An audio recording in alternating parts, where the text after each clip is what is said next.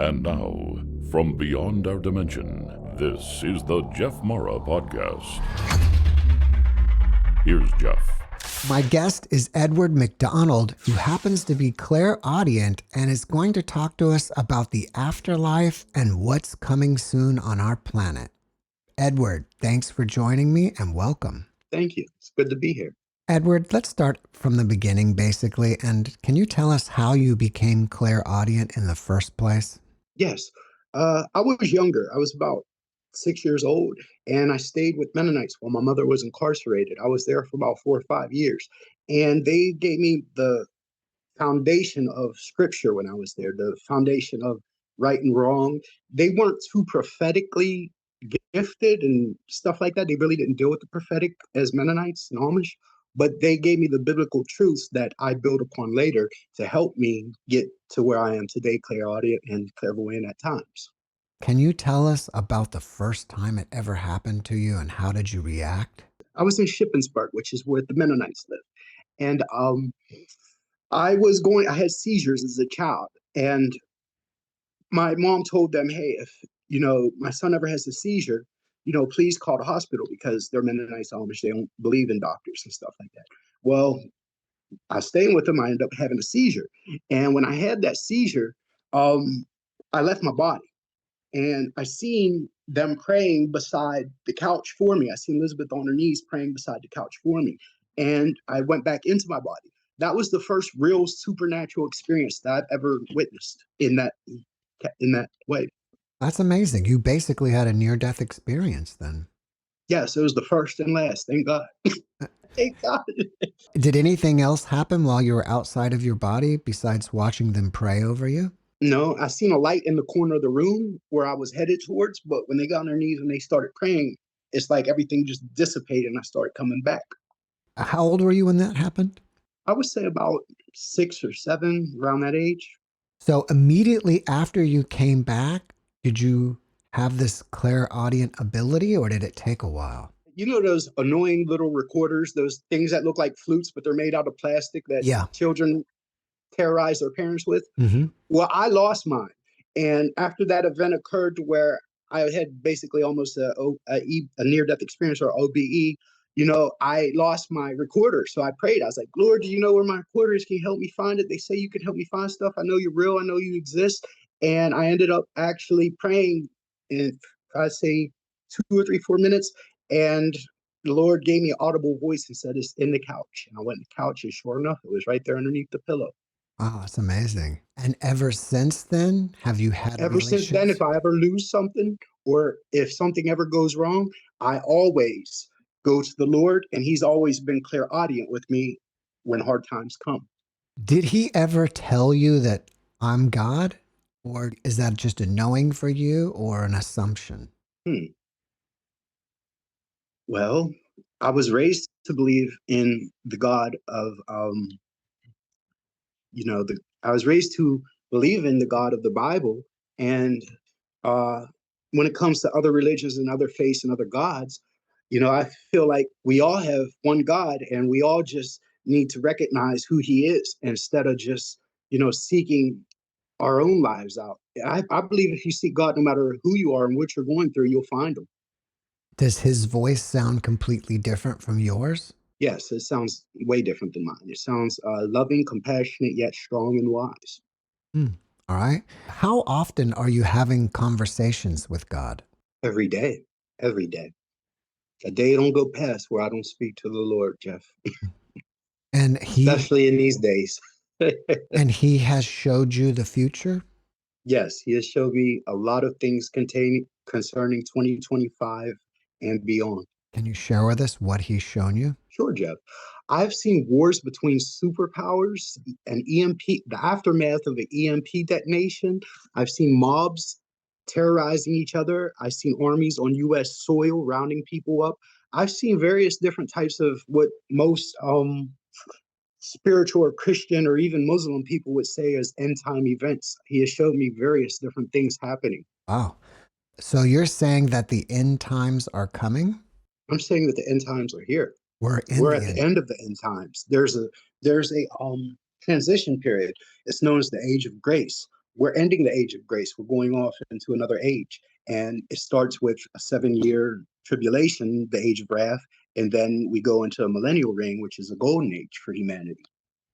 When you're talking about the 7 years of wrath, is that something that's within the revelations of the Bible? It's in Daniel and it's spoken about in Revelation. They don't necessarily call it that, but it is spoken in Revelation, and that is um it is spoken about in Revelation, but Daniel's more specific when it comes to the time frame on that. Can you share with us deeper on what's supposed to happen within the 7 years of wrath? Yes, during the 7 years of wrath, uh, there'll be a lot of natural disasters, and wars and rumors of wars will be commencing into full-blown nuclear exchanges. So there'll be a dark time for humanity. Not to mention that we won't have the medicines and the foods and the things that we need to really just survive out here. So, with that being said, the 7 years is a period where those who don't believe in God can actually come to God through the hardships because they weren't coming to him when things were at peace and things were good. So when things go wrong, that gets their attention, and then they come to the Lord because that's the only thing that would bring them to the Lord, because they weren't their minds wasn't on the Lord prior to those things happening. Now, you're saying that we have already entered the end times. Have we entered the 7 years of wrath yet? No, we haven't. Um, and I told you, the things as to why. Well, we haven't yet entered that period yet. It's a period that has yet to come, but we're right on the precipice of it. And we know that because we see what's going on in the world. We see these major conflicts that the Bible said would come to pass and the Quran said would come to pass. We're starting to see those things come to pass right now. Do you think this is going to start in 2025? It could start before 2025. All I know is that in the year 2025, there's going to be a transition, and that transition is the church age and the um the age of wrath. In that time frame, we're starting to see the beginnings of that right now with the wars that we're seeing, and with the drones everywhere and all that type of stuff going on. We're seeing the beginning of that taking place. It just hasn't started officially yet, but we're seeing the shadow of it. How do we get prepared for this? And what should we do? Your heart, Jeff. Your heart has always been what matters to God. Not so much, some of the things you mindlessly do, or, where's your heart at? Because if your heart is good, the rest of your body will be okay. The rest of your spirit man will be okay.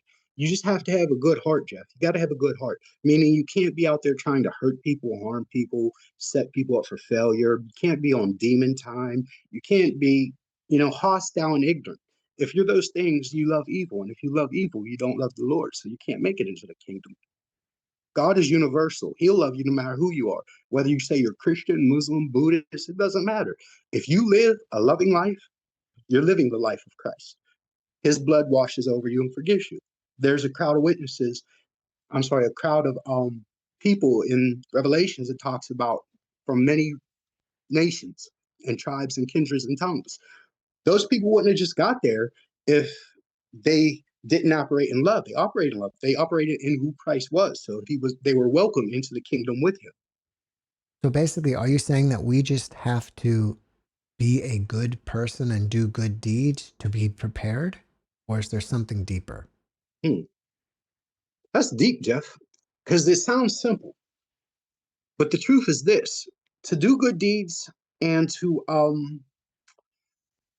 be a good person, you have to accept goodness and truth. And goodness and truth comes from up above. It doesn't come from below. It's shown in the below, but it comes from up above. So I would say that, you know, in some type of way, shape, or form, you got to have a connection with the higher power. You're not going to make it. And you better develop a relationship with him.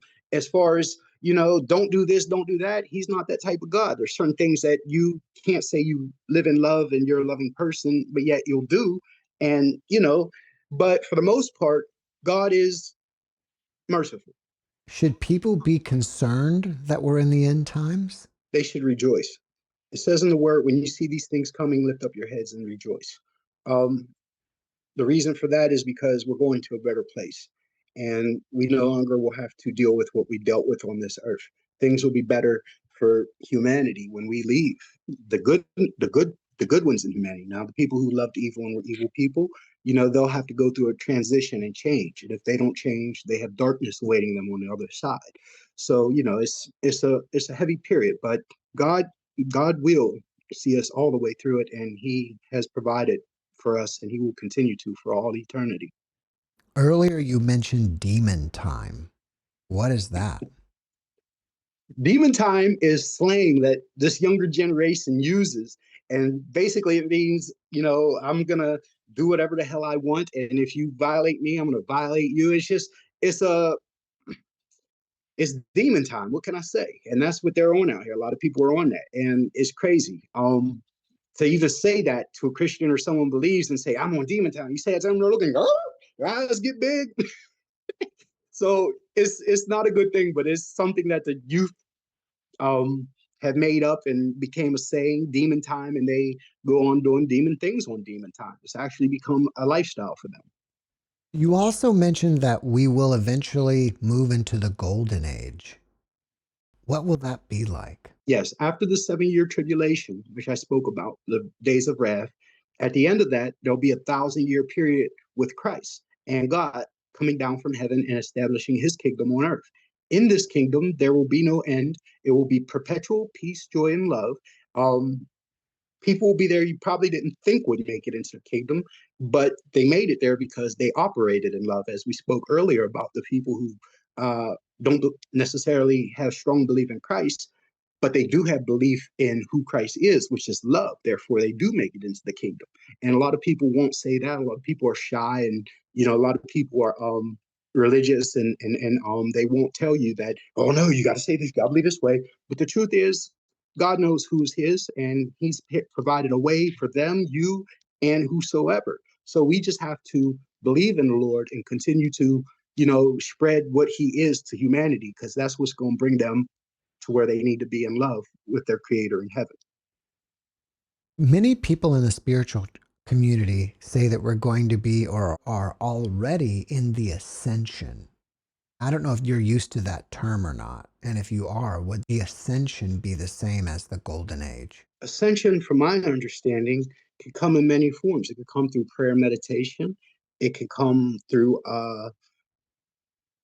snatching up or catching away, which is rapture, which is something that God would do. Um, I can't say, I can say that we are prepared for ascension. We are preparing for ascension right now.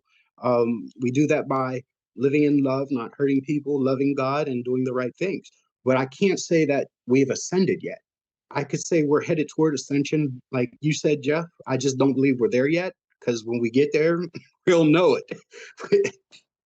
We there, just like that. Since you've been out of your body, do you believe in reincarnation? Well, it says in the Bible that, mankind, if they do evil, they should fear God and do good. So, with that being said, you you want to do right and go to heaven, believe in the Lord and do the right things. When it comes to reincarnation, that it says a man is appointed onto life, once to live, and then death, then to the judgment. That could mean reincarnation, or it could mean just one time living, and then, it could mean multiple things. But I personally am not a believer in reincarnation, but I'm not uh, egotistical enough to say that it don't exist. And I do believe in certain situations and circumstances, God can have mercy and indeed put another soul into another body. So I believe it's possible. Am I someone who, preaches on that? No, I don't. But I do believe it can happen. Yes, I do believe it can. I'm not throwing that out there. That is just impossible to happen, because God has so much going on earth with so many different things and so many different, you just don't know. And you're guided by the Bible to, have an instruction and tell you certain things, but there's deeper understandings to the word. And we really have to understand that. What do you think happens to us immediately after we die? Immediately after we die, we go to the spirit realm, Jeff. In spirit realm, we're placed there to basically sort out in us what's true and false. So On Earth, you could be beside a evil person, a good person. You wouldn't know. They could tell you anything. But in the spirit realm, you see things for what they are, so you know what's good, what's evil. It's a separation place. It's a place that mediates between good and evil, heaven and hell. It's a middle ground. It's a place you go to prepare yourself for a higher existence or a lower existence if you haven't lived right. What have you learned about the Creator? Well, the Creator placed family as the cornerstone in His creation. Uh, on the new earth, families will not be broken like they are on this earth. Knowledge and wisdom was created by the Creator to connect to His creation. For example, when you were a child, trial and error is how you learn. That's a form of wisdom, Jeff. Do you believe that in the spirit realm, people can still be married? Absolutely, Jeff. It is very true that people are married in the spirit realm and in heaven. Marriage continues on into eternity. It's something that the Creator placed in our lives as a blessing and to be fruitful and multiply on earth. But it's not needed for the multiplication part in this afterlife, but the companionship, the vibrantness, the everything that's good about that relationship still exists. And yes, you can have physical relations in heaven with whoever you're with. Do you believe our ancestors and family members are watching over us from the other side? Yes, if you have family that has passed away, they're on the other side watching over you. They call themselves ministering spirits sent by the Creator to assist you in life, which is one of the reasons family bonds are so important to the Creator. Are you still a Mennonite? That's funny. You know what, Jeff? I would say that I have Mennonite blood in me, but I just ain't there on all levels with them yet. And I don't think they're with me at all levels yet either, to be honest with you. But What? no, I'm not still gonna say I'm a Mennonite. It's been years since I was with them, and I've carried on, some of the traditions, some of the teachings. But in all honesty, Jeff, I became the person who God created me for, and what He placed out there in that community has come back to this community to grow. If you don't mind, could you share the good and bad of being a Mennonite and why you left? Sure. I left because, I was getting older and my mom was coming home from being incarcerated. So I was only there while she was incarcerated as a program. Um, what's not good about being a Mennonite is you live fresh food. You work hard. You don't have to worry about some of the things that we worry about in this world, such as confrontational things and just ignorance. You don't have to worry about that out there. Uh, the people seem more at peace with themselves than the people out here. Uh, to be honest with you, I've seen more miracles out here than out there because they are the miracle. They're living what they're told to be living, what they've lived from their ancestors and followed for hundreds of years. So yeah, there's good things to being a Mennonite, and I would say there's bad because when it comes to the lack of television and internet and stuff like that, they do allow internet, but limited, and television is a no-no. So we don't have the worries and anxieties as the Mennonite that people, I guess, out here have with that technology. Many years ago, I used to live near a Mennonite community. I mean, this is about almost 30 years ago. And I thought at the time they didn't have electricity. I know it was Mennonites, but I felt like they didn't. Can you comment on There's that? different types of Mennonites. You got stricter Mennonites, old order Mennonites, and they don't use electricity. They don't have rubber on their wheels either. Um, they're old order. That's what it's called. But there's new order Mennonites, and they believe in lights, just basically the bare minimum of technology to get you through. Did you ride on horse and buggy? No, Jeff, they were Mennonites. They had cars. They weren't ordered Mennonites. They had Oh, cars. They all weren't right. Amish either. They had cars. The ones that I lived near, they were a horse and buggy still. Yeah, they were old order Mennonites and Amish out there. That's the genre that they were in. These are new order Mennonites, a different breed. Hmm. All right. If we go back to 2025, how dark is it going to get? Well, Jeff, as long as humanity fails to act upon the duties given to them by the Creator, starting with family, broken homes will and have already created a broken society, Jeff. Um, Unfortunately, our society is so broken that darkness has filled the land. Uh, the Lord, the Creator, said He will intervene at a time and separate the light from the dark, the sheep from the goats, the wheat from the tare. You know, we believe that He will come back and take those who are good people and who put their trust in Him through love home with Him. And the ones who will be left behind will be the ones who didn't act in love. So, yes, dark times are coming on humanity, and it is going to get very dark. How dark exactly it's going to get, you probably want to go to Revelations to see. But it is going to be dark. There's light at the end of that tunnel, though, Jeff.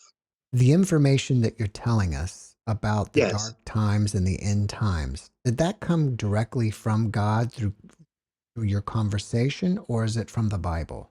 It comes from the Bible. I've had visions and dreams. This has been something that, really God has been showing me for a long time.